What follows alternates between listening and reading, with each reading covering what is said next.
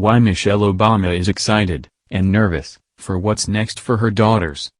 "I don't want to have to worry about Malia entering the world where she has to worry about how people would treat her because of the color of her skin," the former First Lady told CBS This Morning. With her 22-year-old daughter, Malia Obama, set to graduate college this year, former First Lady Michelle Obama is excited for the next step in the lives of both of her girls, but she's also occasionally nervous about a world in which they will soon be on their own. Obama, 57, spoke about the next chapter in her older daughter's life in an interview with CBS This Morning's Gayle King that aired Monday. "I almost forgot that this year, this summer, they're going to be 23 and 20, Obama said of Malia and Sasha, a college sophomore. "I mean, I'm just like stop there. I don't even have teenagers anymore. So I am excited for her next chapter. That's why I want to be as excited as every parent." But, Obama continued, "I don't want to have to worry about Malia entering the world where she has to worry about how people would treat her because of the color of her skin." The former First Lady added that she looks forward to the many firsts for her eldest but would be more comfortable if she was confident in her daughter's safety as a black woman. "I am excited, but I'd like to be more excited, to know that as she goes out and gets her first apartment and rides the subway somewhere, that they don't make assumptions about her based on the color of her skin," Obama said. "That she's not at risk, out there in the world as an adult, because she's a black woman." Elsewhere in the interview, Obama said she breathed a sign of relief after a jury convicted former police officer Derek Chauvin of the murder of George Floyd, but that there's still work to be done when it comes to social justice and racial inequality. She thinks about how Malia and Sasha might be harmed by racial discrimination as well, she said. "They're driving, but every time they get in a car by themselves, I worry about what assumption is being made by somebody who doesn't know everything about them, the fact that they are good students and polite girls, but maybe they're playing their music a little loud. Maybe somebody sees the back of their head and makes an assumption," she said. Obama continued, "I, like so many parents of black kids, the innocent act of getting a license puts fear in our hearts." Both Obama daughters have been spending increased time at home throughout the COVID-19 pandemic. With restrictions easing and the former first couple now vaccinated, Obama said on CBS This Morning she's open to doing things with others, but there is a primary requirement for those wishing to spend time with she and her family: be vaccinated. "You want to hang out with us? Get your vaccine," Obama said. "Get all of it, finish it up, then we can talk." While Malia and Sasha have largely stayed out of the spotlight since their family left the White House in 2017, the former first daughters were among the tens of thousands of demonstrators this summer, masked and without fanfare.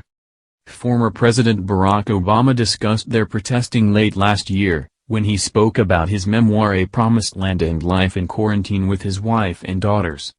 He told people then that both young women felt the need to participate in the midst of nationwide demonstrations against police misconduct following the killings of Floyd, Breonna Taylor and others.